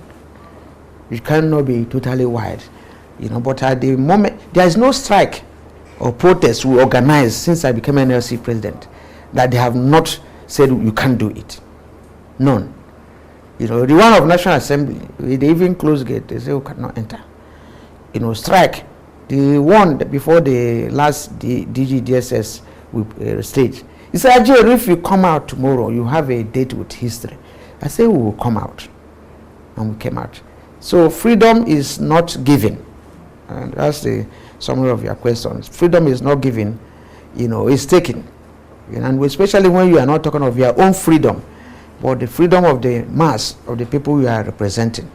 I can have some privileges as NLC president, but what happens to the ordinary worker there?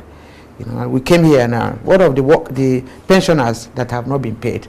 Those pensioners are not active workers, and they can no longer log gate. They can never, if they can't go on strike again. So if you don't fight for them, what will be of them? So those are the issues that made some of us to step out. Even when you see some shy unionists, that can't talk, by the time you see the fate of your members, you have to step out. So we continue to fight it. The civil space cannot be open. Even the Shagari government, as much as it tried, it wasn't open. Babangida government tried to bring a military benevolence. In fact, even I will tell you that when he introduced 100 naira, 120 naira minimum wage, it was not through a fight. He spoke with Pascal and he gave it. He gave NLC bosses, did that. But that government was not, that the civic space was still not open. So they don't give you that civic space until you fight for it. So, and we are not living under any illusion that the civic space will be open. Never, far from it. However, the second coming of Buhari, I think he tried to use it to correct what he did during his first coming. His first coming, he couldn't even sneeze, couldn't talk. But when he came, I can tell you that throughout this COVID-19 era, he insisted that no worker should be sacked. He insisted. And even he was sending money to states to pay workers' salary. Before he left, some sectors in the public service, some he granted them 40%, 20% increases, and then he extended some retirement age to 65 and all that, So I think he was trying to use it to correct what he did as a military dictator, full-blown military dictator. So, and it wasn't like the civic space was totally open, but at least, people were allowed to express their views. Whether their views were not, and whether their views were equally taken into consideration is another thing. But I thought he was so conscious about workers' rights during his second coming. During the training opening session of the 21st Rain School, there was this conversation you had about the 1999 Constitution Amendment.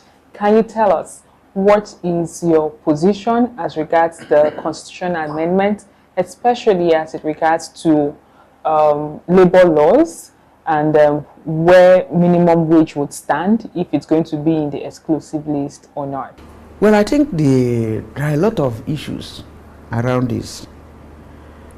It borders on citizenship. Is the person in Abia a citizen of Nigeria? Is the person in Sokoto a citizen of Nigeria? Especially citizen by birth, because there are citizens by birth, by registration, and whatever. It talks of the provision of the law. So if the answer is yes, then should there be discrimination between one citizen and the other? Even in terms of providing a basic platform for them now to exercise their right, should they operate under different constitution? If the level 4, the requirement for level 4 salary is CUSAT in Sokoto, shouldn't it be the same thing in Akwa Ibom? I'm talking of the basic things that you need.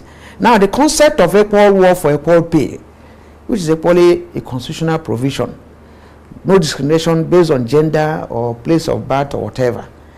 Are we practicing it?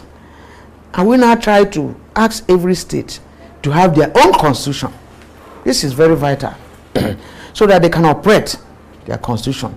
So are we equally asking states in terms of resources, to manage what they have, to pay their workers? It's important in terms of resource control that every state If a state A is paying 20,000 to their workers, another state is paying 50,000. Now, a state that has much resources can pay 100,000. So that state should not send money to the national. Now, if you are talking of the federating unit, where people send money to the national, is there anything common? And that was why we brought in the issue of I'm elected from a constituency in Imo. Somebody is elected from a constituency in Sokoto, someone from Ondo. And despite the viability of our constituencies, we are being paid the same thing at the national. Is it right? If the answer is yes, because we are all parliamentarians, then if I'm a clerk in Imo State, I should earn the same thing with the clerk in Sokoto and Meduguri in Akwa Ibom. Basic, since we are now relating it to availability of funds and resource of that state. Now, if you do that, you have provided the citizen right that a citizen of Nigeria should not earn less than this as a citizen. But on the basis of the resource in that state, you can pay them A, B, C, D. And that is what is happening now. Now, you bring this, the devolution of powers, you can take it further from what is happening now. You see bad roads. You see the issue of electricity. The 2023 Electricity Act deregulated the power sector. States are now having regulatory commissions, even when they don't have generating stations, even when they don't have distribution stations. But everybody is asking for power. So you now have federal regulatory commission, you have state regulatory commission, and then you have jurisdictional overlap. Now, a worker from in Akwa Ibom who is working for custom will earn like the worker in Meduguri, worker in Sokoto, but he's working in Akwa Ibom. He's earning federal salary. The one in the state here, the governor is supposed to legislate. The two individuals are from the same state. So that's the challenge we have. If you are talking of a kind of a system of government that power has been deregulated and then power has gone to the states, you can equally say, okay, every state should now contribute 20 naira to the national. If that is what they're asking for, fine, but you don't do it half and half. You state A, pay workers whatever you like. You state B, pay workers whatever you like. So I think that, and even we still have national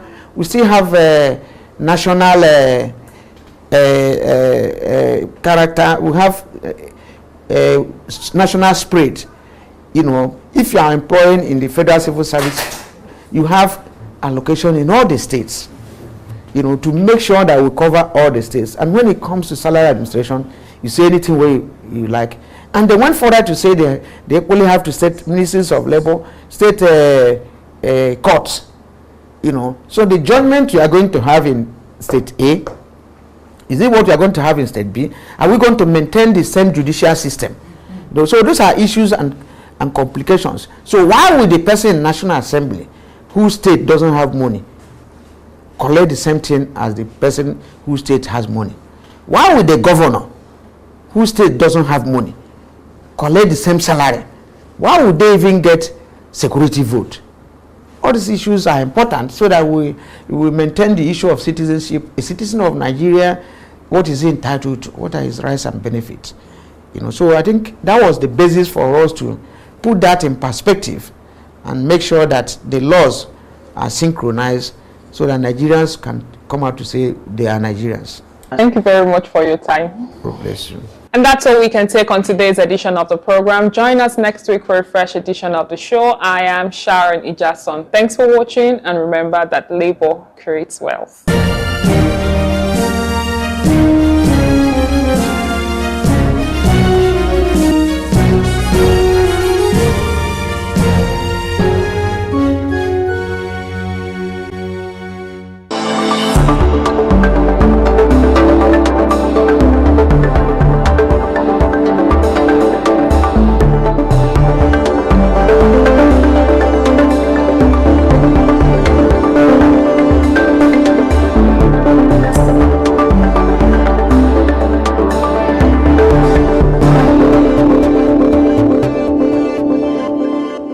Good morning, Marina Station and all the passengers. Efficient, it's comfortable. This development will go a long way in reducing congestion and emission. The trains are long-term solution to Lagos traffic challenges. This is where we take the final, decisions on policies, programs of government. I will have to ensure that, the narration of Lagos as a PLC is taken very, very seriously. This is a major pedestrian bridge linking Oyinbo here to Apapa Road over there. With this overpass, we are providing what we call a permanent solution.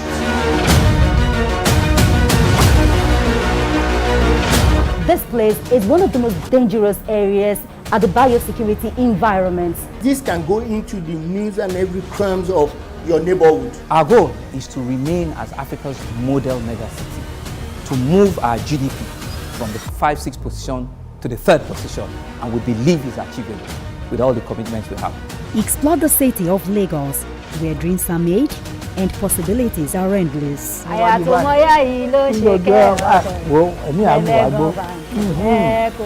Amadedoja Salamadini. I live in Lagos, inside Lagos.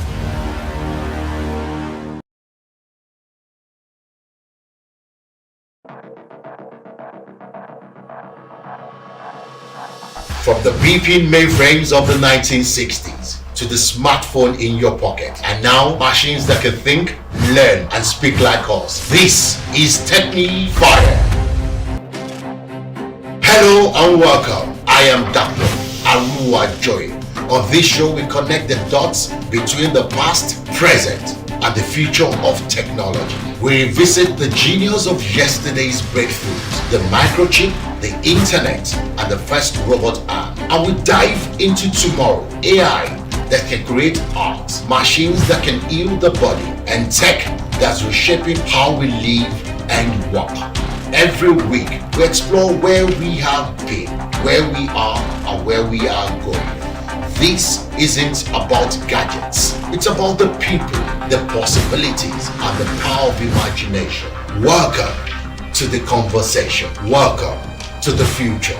Welcome to Techni Fire.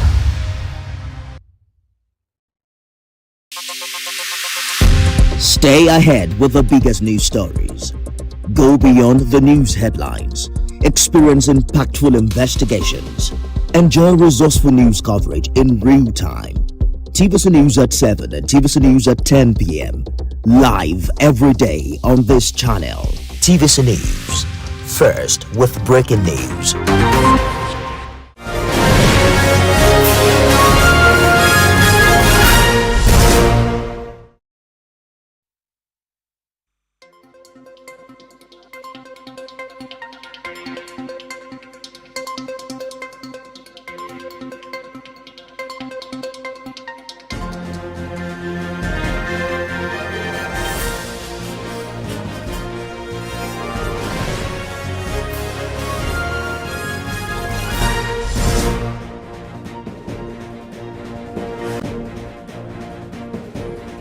Social Democratic Party announces a ban on former Governor of Kaduna State Nasir El-Rufai from party activities and membership rights for 30 years.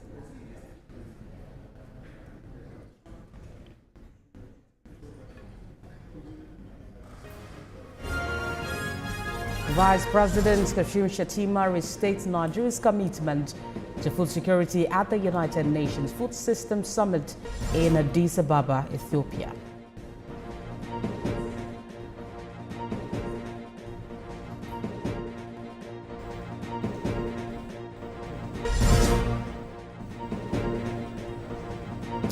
And outside Nigeria, Cambodia and Thailand agreed to immediate and unconditional ceasefire following peace talks.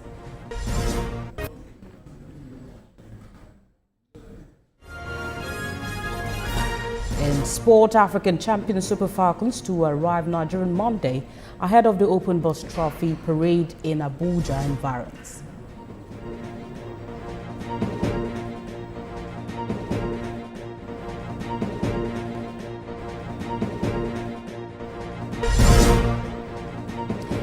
Hello and thank you for joining us on the news at 1. We start off with political matters. The Social Democratic Party has officially denounced and excommunicated the former governor of Kaduna State, Nasir El-Rufai, from the party, banning him from all party activities and membership rights for 30 years. In a statement by its National Publicity Secretary, Araba Yenigba, the party said the decision was taken after Mr. El-Rufai persistently misrepresented himself as a member of the SDP without proper registration or approval from his ward and state chapter in Kaduna State. Now, despite public declarations and social media posts suggesting he had joined the party, investigations by the National Working Committee revealed that the former governor never registered at his ward, a mandatory step under the party's constitution. The SDP accuses the former governor of forging membership document, arrogating to himself membership number 001 in Kaduna North local government area, and engaging in political transactions using the party's name without authorization. The party also alleges that El-Rufai has consistently sought to undermine the unity and internal peace of the SDP using what it called obscene inducement, misinformation, and deceit to sow discord.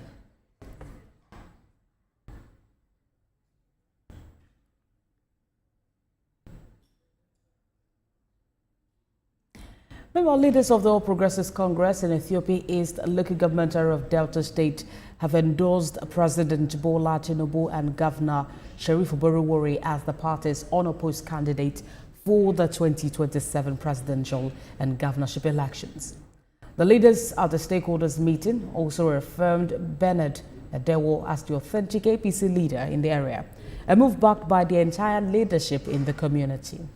Ethiopia East APC chairman Julius Ogboru and other key figures cited President Tinubu's economic reforms and Governor Oborowori's infrastructure drive as reasons for this endorsement.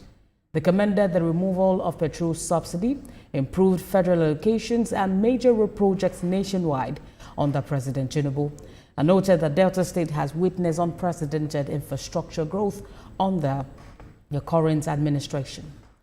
A motion to adopt both leaders as sole APC candidates was moved and unanimously backed.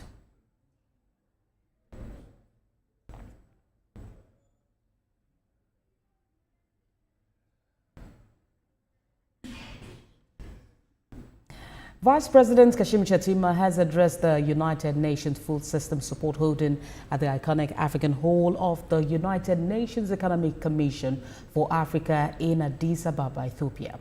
He reaffirmed Nigeria's commitment to food security, insisting that food insecurity knows no borders.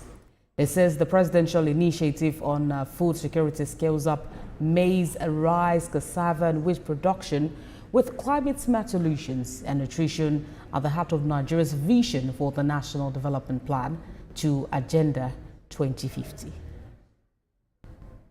Since 2021, when we unveil our National Food Systems Transformation Pathway, Nigeria has journeyed with a clear compass. We have pursued institutional reforms with vigor. We have rolled out targeted investments in infrastructure and human capacity. We have deepened partnerships across sectors and prioritized agro-industrialization as a key driver of inclusive growth. Our declaration of the national emergency on food security was not a cry of alarm. It's the reason we are advancing the presidential initiative on food security, a mission designed to upscale the cultivation of vital staples.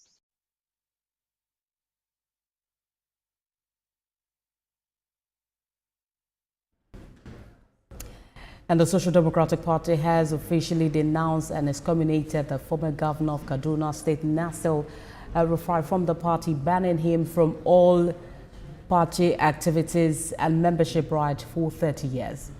In a statement by its National Publicity Secretary, Araba Yenigba, the party said the decision was taken after Mr. El-Rufai persistently misrepresented himself as the member of the SDP. Our senior reporter Demola Lawrence joins me live once again from Abuja. Demola, good to have you join us. 30 years being banned from the party.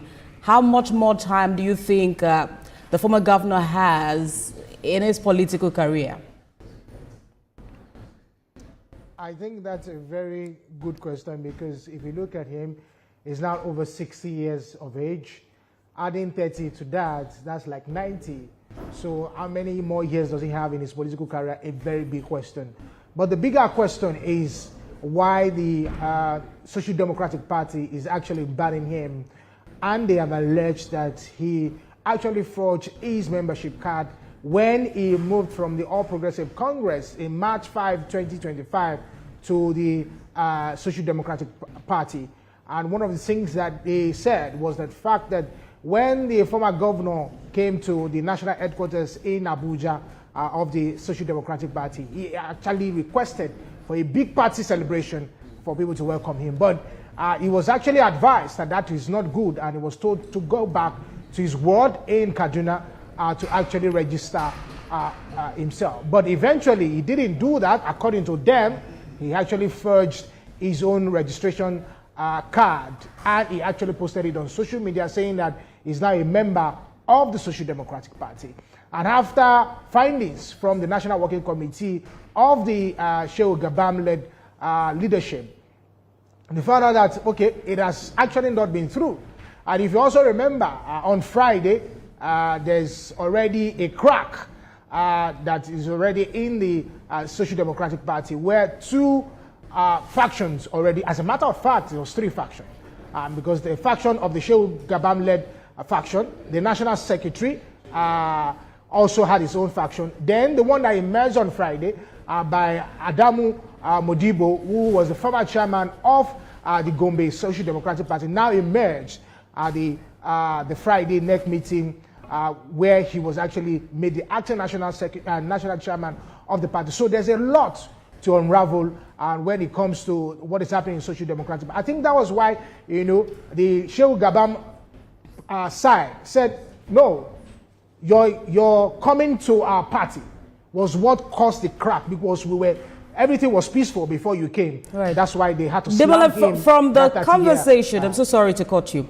From the conversation we had an hour ago, we were also talking about some of the allegations that, were brought forward, saying that the former governor actually forged some document arrogating to himself membership number 001 from Kaduna North Local Government. But what chances does the former governor have to come back to the party at this point? I think first of all, we should first look at it this way. If they alleged that he gave himself 001, does that mean that he's the first person to actually register in that particular ward? No, there were people there. So that cannot even suffice if indeed Mr. Nasser El-Rufai actually did that. No, but talking about his comeback into the party, they need to settle. Why? Because there is already a crack, like I told you. Three factions has already emerged. So there need to be a sitting down at the table. Don't forget, Labour Party also has their own issues. So it's looking like SDP and Labour Party are in the same school of thoughts. What is the ideology driving them at a particular point in time? Individuals who have actually plugged into the parties to actually, make them go their separate ways. That's what is happening. So for Malam Nasser El-Rufai, at this particular point in time, what is his political lifespan, if you may say, 30 years, coming back giving himself the number 001 may not necessarily mean that he sees himself as the first person that registered. Maybe he saw himself as the number one. But when you give yourself 001 of that particular party, when you give yourself 001, right? No, when you give yourself 001, it simply means that you registered first. No, there were people there. So this is the story we would like to follow up on. We'll come back for that conversation. Demola, thank you for talking to us once again. That's our senior reporter live for us in Abuja. Meanwhile, the Nigerian Meteorological Agency has issued a 3-day weather forecast for rains and thunderstorms across major parts of the country. The forecast indicates that the northern, southern, and central regions should prepare for storms, moderate rains, and strong winds. States like Taraba, Adamawa, Kebbi, Borno, Yobe, Gombe, Bauchi, Sokoto, and Kaduna State will experience thunderstorms with rains. In the south, morning rains are expected in Enugu, Cross River, and Akwa Ibom State, followed by moderate to heavy rainfall across Ebonyi, Abia, Edo State, Ondo State, Delta, Bayelsa, Rivers, Cross River, and Akwa Ibom States. NIMET says the central region will experience cloudy conditions in the morning with increased chances of thunderstorms as the day progresses. Thunderstorm and rain are also expected in other parts of that region. We'll have a conversation on this prediction by NIMET after the break. But still ahead on TVC News at 1. Anambra State government shut down a facility operating as a hospital used as a baby factory in Umunya, Oyi local government area. We have these and more after the break. Stay with us.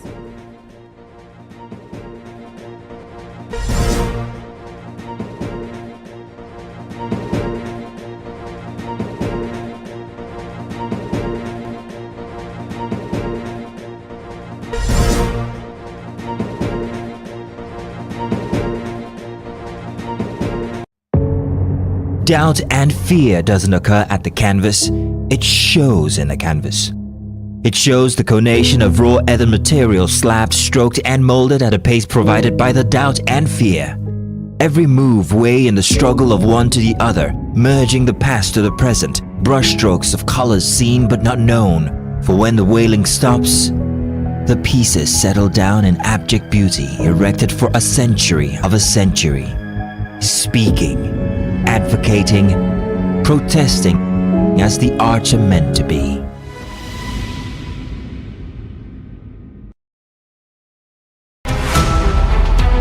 Every major news story is with many perspective and layered with different levels of impact. Hello. What time did this happen? We will be right there.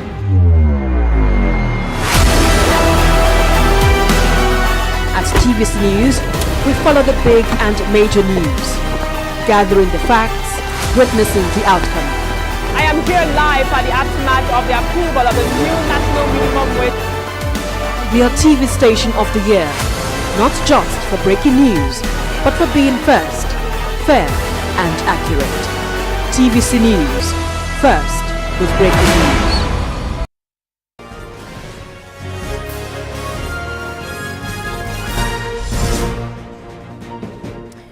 Thank you for staying with us on the news at 1. Here is a reminder of our top stories. Vice President Shettima restates Nigeria's commitment to food security at the United Nations Food System Summit in Addis Ababa.